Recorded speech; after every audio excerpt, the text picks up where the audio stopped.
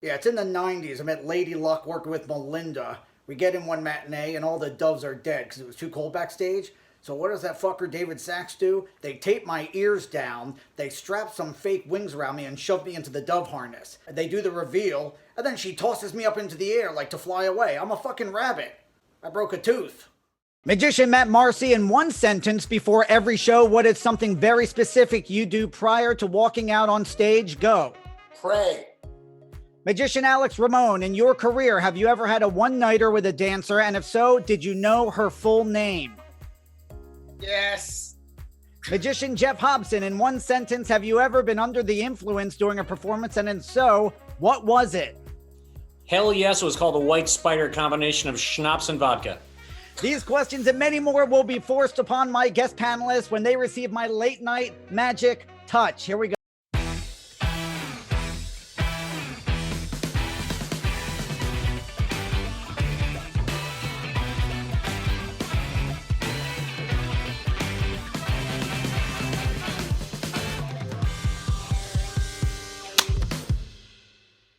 Thank you for joining us again. I am Michael Paul. I am not a magician and I am barely a fan. So why am I here? It's certainly not to take myself so seriously or anyone else on this very illustrious world-class panel. They are. He started as a teen in the Magic Castle Junior program and is now using his really unique narrative style and was featured on Penn and Teller's Fool Us, amongst other credits, along with being a keynote speaker around the world. He is Matt Marcy. From a sleight of hand background to large illusions, he has the unique credit as the youngest ringmaster in Ringling Brothers Barnum and Bailey history. The Zing Master himself is here, Alex Ramon, and dubbed the host of Las Vegas, one of the most hilarious comedy magicians to headline every major stage around the world, including the rare variety act credit of Broadway. He is Jeff Hobson. Thank you, panel, for joining me this evening. I really appreciate it. And thank you to everyone at home. Welcome to Late Night Magic Touch. You know, when a gay Jew ventriloquist was asked to host this show, I said I would do it, but I didn't want it to be one of those shows where a bunch of performers are rambling on about the craft or when they played Cop Number 5 on Law and Order. You know, I've befriended a lot of these people over the last 30 years, except for the magicians that I have gone to dinner with who are always on, still acting like they're on, like when they wear all black and then the waiter comes over and then the magician goes, "I'll have the salmon." Which happened. And then he made the waiter disappear because the guy left and never came back because he was mad. Not that any other, for anyone who's not in show business, like all variety acts are like that. There's always one of those guys. I have a friend who is an impressionist and he's always doing the act. He's always doing voices and it's fucking annoying. And so just to piss him off and make him stop, I always pretend that I don't know who he's doing. So no matter who he does, I go, "Ed McMahon." And he goes, "No." For those of you who don't know me, I'm a comedian. I'm an an improviser, and I'm a ventriloquist. And ventriloquists suck too. My little buddy in the box. he's very good. Don't let him fool you, folks. He's great. Yeah, but I know people. It's an eye roll. You know, people with the clenching teeth. "How are you?" "Good. How are you?" "You should kill yourself." So, but tonight and this show, we want all of our guests to kind of let go of all that PR nonsense. And I should mention that later on in the show, we'll be taking your calls. If you want to talk to any of our panelists after what you hear tonight, whether it be, you know, berating them or, you know, being a fan. When you logged in, there were 2 buttons on the website page, one to chat live and one to call in. And YouTube has their own links, I believe. So, panelists, for our first segment this evening, we're going to do a segment that's called What's from our panelists' early careers when they first started, things that they thought were good PR pictures or live shots from their actual shows. But I was told by our producers, who are magicians, that what's next is a magic term. Hobson, can you tell us what that is? What's next has to do with your little dot card. That's all I know. One on this side, 2 on this side. The little thing you just showed. That's called what's next. Okay, well, I wasn't paying attention. Great. So Neither is the audience. It's a pretty standard thing, isn't it? Yeah. I mean, almost every kid magician starts with what's next, and then and they never call it what's next. I don't think they call it the dot card. Got it. Spot card. I've never heard it called What's Next. I don't even know that was the name of it. Are you even born yet? You don't even know what the hell you're talking about. And I didn't know Michael Paul was gay, and that totally changes our whole relationship. Okay, now my mother is going to sit up in bed. What? Anyway, all right. So let's start. What's next? And our first two pictures are from Matt Marcy's early career. Let's look at picture number one. There we go. And so, Alex Ramon, after looking at this picture, what happened next? I think he rolled over, had a cigarette. Yeah, let's keep the picture up so the audience can see it. He had a cigarette afterwards. Great. And Hobson, what do you think happened next? Well, he nudged you and said, "What do you want to have for breakfast?" Yeah, I think he was offered the stand-in role as for Willie Ames on Charles in Charge. Matt, what? Go ahead. How old were you and when you took that? I'm probably 21 there, maybe. And you were what? You were acting, right? That wasn't your magic headshot unless you were making your hair disappear. Yeah, it was the last time I ever used super glue. Nice. Bad mistake. Great. Let's look at picture number two from Matt Marcy's career. What? Yes. Hobson. What happened next? Wow. What happened next? Well, I think he went on tour with the Naked Magicians. Great. Ramon. He got a promotion at Jamba Juice. Yeah. Yeah. All right. Wait. Hold the carrots. Wait. My palms are sweaty from this one, really. All right. I'm thinking two things. Either A, right after this, one of the crew plugged in the blender and now he has an innie. Or after this, he started doing porn and his stage name was The Blend Her. Oh, nice. Matt, tell us about this photo. I've seen that. Well, it was hard to find a blender big enough, but I did. And it was a promo shot for an old routine I used to do with a blender. And of course, I anticipated being on a show with you many years later, and I figured, take this from Michael. He'll appreciate it. Yeah, I count this as sex. Okay. Wow. Let's look at our next. That was the easiest it's ever been. Let's look at our next pair of what's next. Uh-oh. Oh. Yes. Now, this is a group photo, but if you look in the middle there, Hobson is in there. Oh, there's Hobbs. Yeah. Yes. Okay. Everyone get a good look. Do you see him in there, Matt? Right in the middle. Yeah, it's tiny on my screen, but right there by the star. Yeah. Can you see his face? Kinda. Okay. Yeah. Matt, what happened next? Well, I'm still trying to figure out which. Okay. Oh, well, clearly that was just before the orgy began, right? Yes, I would agree. Clearly. Alex Ramon. Thank you. That helps. Yeah, there it is. It looks like they. Oh my gosh, what's the guy's name? It looks like they were getting ready to shoot Tiger King, and that Carol Baskin was going to murder them all. That's what it looks like. Allegedly. They should have. I think what happened next was right after they took that picture, Jeff grabbed the mop and went back to work. Jeff, tell us about that photo. I'll tell you what really happened next. Many, many years later, the guy to your left, to my right, is Sandy Hackett, Buddy Hackett's son. And he actually, I was part of a show called World's Greatest Magic, of which at one time he was a co-producer of.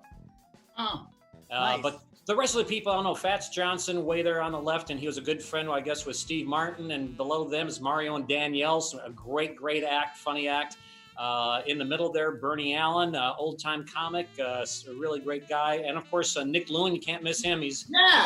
Yeah. And then Daniel Rosen, his floating head just below him. The guy to the very right in the wild sweater, I have no idea. He was the host. Down at the bottom, the girl in the glasses, don't know, never knew her. And Norma Zager, who's a comedian for many years in the Detroit area. And we're still good friends. Now, which Catch a Rising Star was that? That was the one in Vegas. Got it. And then Showtime did a special, sort of a precursor to the Young Comedian special, and did this. special. Cool. It was one of their first. Great. Let's look at the next. What's next, please? Yes. All right. That is so many things. All right. Alex Ramon. Who is that? What happened next? I don't want to say it. But don't zoom Say in. it. His membership to the castle definitely got revoked. Yes, the Magic Castle, for those who don't know, is an exclusive club for magicians. Matt Marcy. I assume he took off the rest of it and bought a blender. Yeah. Great. I had a blender line too. What happened next on that one? Simple. It was pick a card or else. No. That's what it is. Wasn't you guys? I think what happened next was he realized he forgot to get a belt and to get an act. Yeah. What? And actually, the title of that one was, when I did print it for a very brief time in the 80s, that was Serious Comedy Magic. Oh. Now wait, why do magicians always want to be naked? Ask Matt. Ask Matt. Yeah. I just give the people what they want. Oh, which people? The blind people, or Apparently you. you know what it reminds? Requests. You know what it reminds me of? It's like it's the magicians that wear like the pirate ruffled shirt, and they're always saving the lovely assistant from like swords at the end. I always think it's because they never got laid when they were in high school, and they needed to live out that fantasy of it as an adult. Thoughts? Well, the pirate ruffles were kind of out of fashion when I went to high school. Oh, can I just say I was at the Magic Castle 4 weeks ago, and some guy was wearing them and had a gut and bad makeup, but very nice. Okay. I don't know. I just stick with the ascot, so I'm not sure what you're talking about with ruffles. You should. I like how you stroke the ascot. All right. Next slide, please. Yes. Oh, yes. Ah, Yes. All right. Matt, what happened next? I think he was cast and saved by the bell. Yeah, I think so. Hobson. I'm in love with Michael Paul. Yeah. Why is everyone talking about my homosexuality? You brought it up, pal. I know. It was my own fault. I think after this, weird Uncle Jerry invited him for a sleepover. All right. Next. Why were these photos given to you? I don't know. You did it. Next. Oh. Yeah, there you go. All right, Hobson. What happened next? I learned how to spell the alphabet backwards. Nice. Marcy. He lost the magic competition. Yes, and I think he found out that squeezing hair mousse into your lips makes one eyebrow go up. And if you notice, I do have ruffles. Yes, Well- you do. I don't know why you chose to point that out. It's certainly not helping you. What was that? Was that your first PR photo? No, that was actually the Lance Burton contest at World Magic Seminar. I was 18 years old, and I'm happy to say I did win. That's amazing. Were you were living in San Francisco? Yeah, I was living in San Francisco, and I drove to Vegas by myself. And I learned that at 18 years old, you can't have your own hotel room in Las Vegas. You're supposed to be 21. So I went to my hotel, and I booked it online, and the person said ID. I gave them ID. They said, "You're not 21." I said, "I know that." They go, "Well, you have to be 21." I said, "Okay." They said, "How old are you?" I said, 21. She says, "Here's your room. Welcome to Vegas." Nice. How hard was that competition? You know what? To be honest, I can't really remember because I didn't see any of the other acts. I was 18, nervous backstage, going, "All right."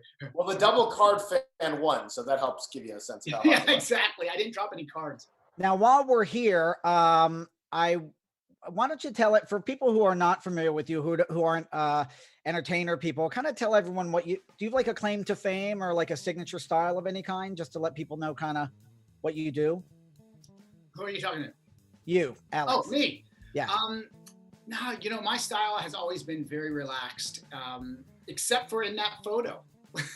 In that photo, I was very serious, but now it's always been a lot more just personable. And when I perform, I want people leaving thinking that, not I saw a great magician, but my friend Alex is an amazing magician. So. And what does that feel like? Like, what does that look like? What is your, if you're being the most you on stage that makes your magic different, what is that? Is that the guy next door? Is that someone's kid? Is that? Yeah, I think that it's, well, now it's it's different because I don't think it's the guy next door anymore or the kid. How old are you? Can you say? I'm gonna be 35 in a week. Okay. Yeah. Yeah, you're right. You're over the hump. Hobson. Now, for those of you who don't know, so Jeff Hobson and I. Now, Jeff, I don't know if you remember, but first of all, explain your act to everybody.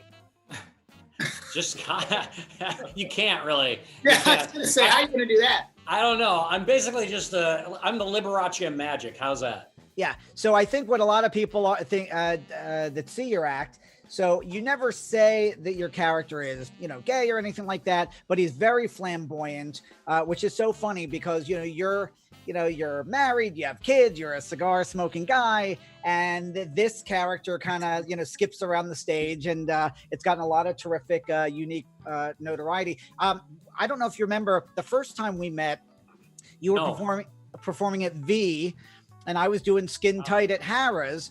And Nathan Burton, another magician, was the company manager over there. And he's like, hey, why don't you come over and audition? And I thought it was hot shit. And I'm like, why would I audition? I'm headlining at Harrah's. So,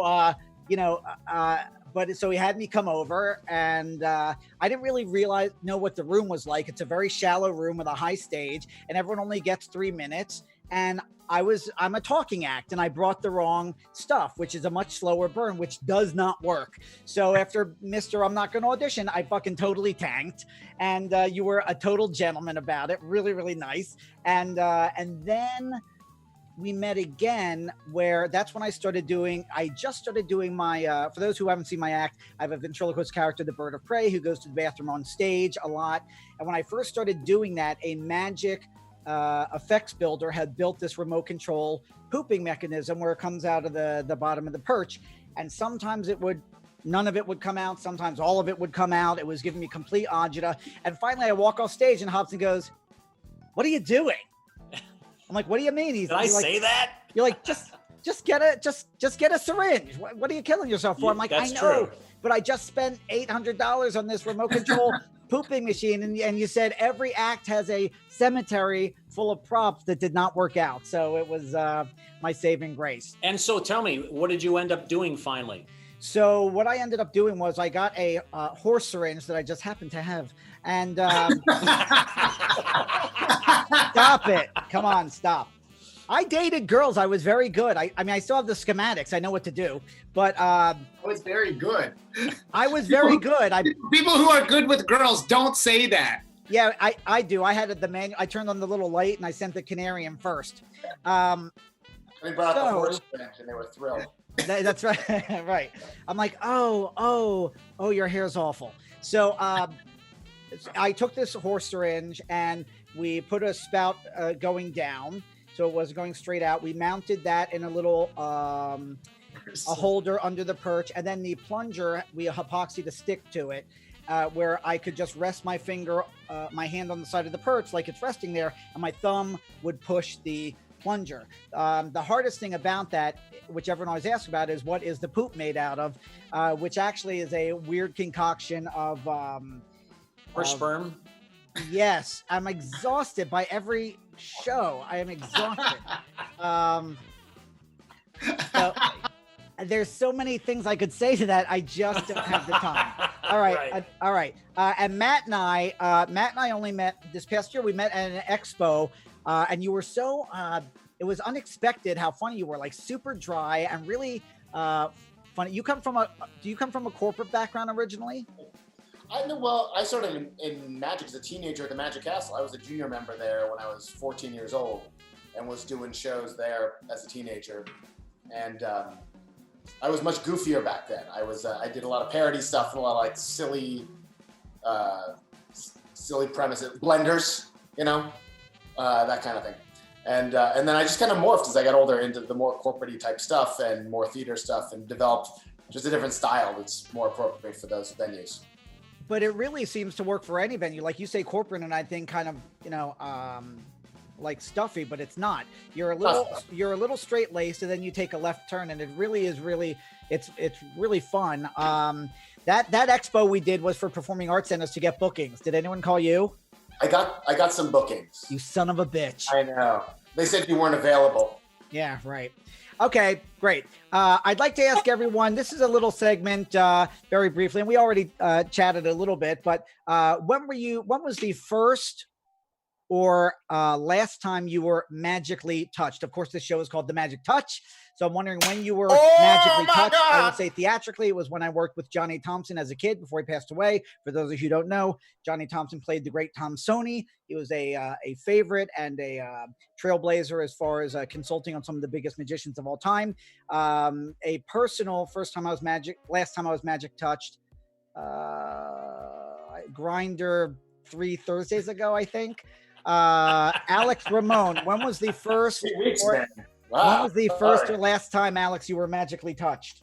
First time I was magically touched. Actually, it's going to kind of hit home with Jeff Hobson a little bit, because when I was right after that photo that we saw, I won Lance Burton Award. I met Marvin Roy, Mr. Electric, and he was in the audience. What they did is they lined all the competitors on stage. They opened the curtains on the competitors, and then Lance Burton gave his award. And at the end of the award show, I met Marvin. He came up to me. Now, wait, for people at home, tell them who that is. Jeff, I mean, why don't you do that? Because it's Jeff's your venue. I mean, Jeff's theater is dedicated to Marvin Roy. I'll try and make it as brief as possible. Marvin Roy, he just had his 95th birthday on this April 1st. He was one of the pioneers in cabaret magic in the world. He performed for well over 3 or 4 decades overseas. He was a World War II double Purple Heart recipient. He was many times on the Ed Sullivan Show, 7 years touring with Liberace, and he was known as Mr. Electric. And everything he did was electricity orientated, and did many other acts. And he's performed for, I mean, literally anywhere that's important in the world, he did it. And he's a great man, and he knows nothing about anything except his love for magic. He talks about 24/7. Yeah, and Marvin, the amazing thing about his act is when he was doing this was before lithium batteries, this was before LEDs, and he produced lit light bulbs at his fingertips, which is completely insane and something so magical for people to see at that time is what got him all around the world. He was just such a unique act. He was the only act that would fill in for Siegfried and Roy in Vegas when Siegfried and Roy had the Tigers, and so anyways, enough about Marvin. We can go on and we can do a whole show about him. But either way, I met Marvin afterwards, and he came up to me and he said probably one of the nicest things you could hear as a teenage magician. And he said, I didn't see the contest, but when the curtains opened, I looked at all the competitors and I said, that guy won. He goes, and I pointed at you, and just the way that you stood on stage. And if anybody knows Marvin, he is so adamant about being able to stand on stage, being able to bow. And so that was and he spent probably 30 minutes just talking to me. And so I'm a huge fan of the guy. So that was a really special moment for me. Last time I was magically touched was, what time is it? I'm on the West Coast. It is 7:23 now. We went live at 7, so 6:55 p.m. And was that the dog in the peanut butter, or? That's entrapment, by the way. And that was also there was a blender involved. Wait, are you living with anyone, or do you live alone? That's an interesting question, because my girlfriend is asleep on the ground right over here. Turn the camera around. As I said, 6:55. Nice. How old is she? Is she older or younger? Younger. Okay, great. Make it disappear. All right. Matt Marcy, the first and last time you were magically touched. Oh man. Maybe the first time I did a theater show, a one-man show, many years ago. And on opening night, it was kind of a narrative magic show. On opening night, out in the audience was Teller. Never met the guy. Don't know how he found out about it. He just showed up to the opening night of this theater show I was doing that I've been working on for several years. I did the show, and I was terribly nervous, of course. And after the show, I saw him, and I was, like, "Thanks for coming. That was amazing. If you have any input, you have any thoughts, tell me." And he said, "Yeah, I'm coming back to LA this week. You want to pick me up at the airport? I'll take you to dinner, and I'll give you my notes." Wow. And he did. I went and I got him, and we spent 4 or 5 hours together. And most of it wasn't even about my show. We just ended up chatting about stuff. But it was amazing that someone like him would do that for Yeah. some, kid who knew nothing. It was unbelievable. That's so nice. And what about the last time? 3 weeks ago on Grindr, I had a ventriloquist. Was that you? Really, It was dark. And by the way, you're a very selfish lover. I feel disappointed. I got the blender though, so I'm fine. But you're married with kids, right? I am married. I have a 3-year-old daughter. And how is romance with a 3-year-old daughter and being stuck in the house? It's a lot different now than normal. I mean, this is the longest I've been home in years. But it's good. I mean, she's 3, so she's still asleep by about 7 o'clock. I'm sorry. I meant how is it with your wife? That got weird. Oh my God. Yeah, exactly. Okay, great. Good Well, question. best of luck to you. Yeah. And Hobson, let's hear it. Well, Matt took my line, so, but what are you going to do? Hey, thanks, Matt. Hey, so. Sorry, Jeff. I'm sorry. No, I'm a little sappy. First time I stepped on stage, when I was 11, my first show at 11 years old in my garage, opened it up, charged a dime to each kid. That was special. The last special time I stepped on stage, for the final time at the Sydney Opera House after 7 years of The Illusionist. It was sort of special that day. So it was really cool. That's Nice. it. And the last time? That was the last time, the Sydney great. Opera House. All right. Well, listen, we don't want to go over time. We have a few more things to cover real quick. When we come back, we're going to take a quick magic moment. But when we come back, we're going to see if we have any calls, if anyone wants to talk to our panel, and we're going to close out with one of our new games. So let's take a look at our next magic moment. Do we love carrots? Well, my girlfriend loves the strap-on carrot. That there's something wrong with that rabbit. Now, our last game before we close out the show, we are calling Shackle, Portal, Saw. It's kind of like Fuck, Marry, Kill, or Screw, Marry, Kill. These names are based off magic tricks, I guess. Shackle, Ramon, tell us what Shackle is. Shackle, in a real sense? Yeah. In magic. Shackle in magic is usually referred to as when you are getting bound for an escape act. Great. So that is Portal is Portal to Hawaii. Hobson, do you know what that is? I have no frickin' idea. It sounds something like Doug Henning came up with the 70s. I have no idea. Matt Marcy. It's Copperfield's. I thought is it? Portal it's a Copperfield trick, but I thought It's when Copperfield disappeared. with a different. Okay. Yeah. All right. Yeah, okay. For those who didn't hear at home, what I understand is David Copperfield did this trick where he wanted to be with his greatest love, and he portaled to Hawaii to join her. So that of course is marry, and of course saw is sawing in half, which is killing. So shackle, portal, saw. To be topical, let's take a look at our reference. This is from, can you guys see this? Everyone's really on Tiger King. I have to admit, I've only seen like half of an episode. Has anyone here seen it? I saw it. Yeah. Yeah, anyone else? Yep. I've seen pieces of it. All right, great. Hobson, who would you shackle, who would you portal, and who would you saw? I would definitely saw Carol. I would shackle the frickin' tiger because I don't want to get eaten, and portal send that weird ass off to like Hamtramck, Michigan. Alex Ramon. I think I'm gonna have to go with Jeff. I think shackle is definitely the tiger. Wait, you want to fuck the tiger? Yeah, I'd rather do that. Yeah. Okay. Portal Joe Exotic, and saw Carol Baskin. Your girlfriend's either lucky or in the Stockholm syndrome. Matt Marcy. Oh boy, I think I'd have to shackle Carol, portal the tiger, and Joe's out of here. That guy's saw that guy. Great. Thank you very much, panel. I appreciate that. Before we close out the show, I want to mention that next show, instead of having magicians, very unusual, we're going to have the lovely assistants who never get to speak. They're going to be on our panel. Nice. And we're really looking forward to that. All of our panelists, their social media stuff will be online. This will be posted as well. And to close out the show, magicians, I am thinking of a number from 1 to 100. What number is that, Jeff Hobson? Take a guess. I don't care. Okay, Alex Ramon. 81. Okay, Matt Marcy. 37. The answer is Jeff Hobson. I don't care. And Jeff, because you won, Because you won, you get to sing one line of a song that has the word magic in it. Go. Whoa, whoa, whoa, it's magic. Very you good, know. folks. Thank you very much. The wand is broken. The rabbit is dead. Thank you, panelists, and thank you, everyone, for joining us. Have a good night. Bye.